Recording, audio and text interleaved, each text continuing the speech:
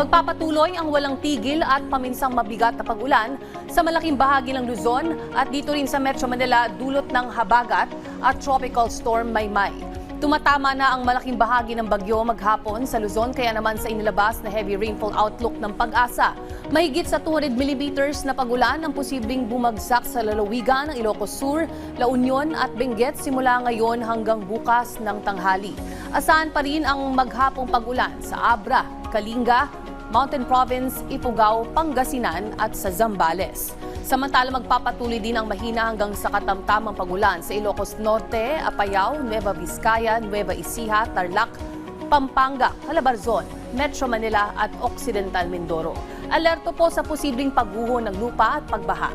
At dahil tumatama na ang bagyo sa kanluran ng Luzon, nananatiling nakataas ang signal number 2 sa mga sumusunod na lugar sa Ilocos Region at Cordillera Region. Makararanas po ng malalakas o pabugso-bugso na hangin umaabot sa 62 to 88 kilometers per hour hangin. Signal number 1 naman sa nalalabing bahagi ng Hilagang Luzon, kabilang ang Cordillera at Cagayan Valley Region, Zambales at sa Tarlac.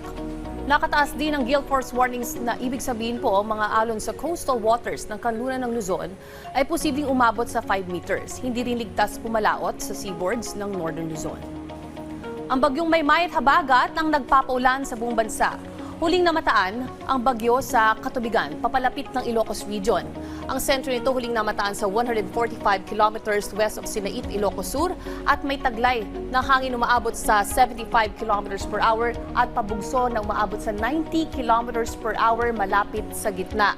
Gumagalaw yan sa mabagal na 10 kilometers per hour pakanluran at papalapit nga dito sa Ilocos Sur. Samantalang Typhoon Dolphin ay nasa labas ng PAR pero palalakasin din ito ang hanging habagat sa mga susunod na araw. Nagpapaulan ng habagat sa Metro Manila, Calabarzon, Mimaropa Provinces at dito rin sa Panay Island.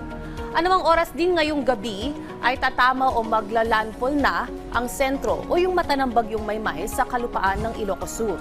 Babaybay nito ang Cordillera Region hanggang sa Cagayan Valley Region at lalabas sa Isabel at Aurora bukas ng gabi habang pahina ito sa low pressure area. Samantala bukas ng hapon, bahagyang bubuti na ang lagay ng panahon, concentrated na lamang ang pag-ulan sa Ilocos Sur, Benguet, Pangasinan, La Union, Bataan, Cavite at Batangas, habang mabigat pa rin ang pag-ulan sa Occidental Mindoro.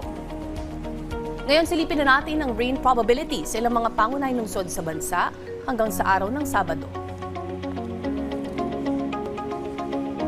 Keep safe at stay dry. Laging tandaan may tamang oras para sa bawat Pilipino. Panapanahon lang yan.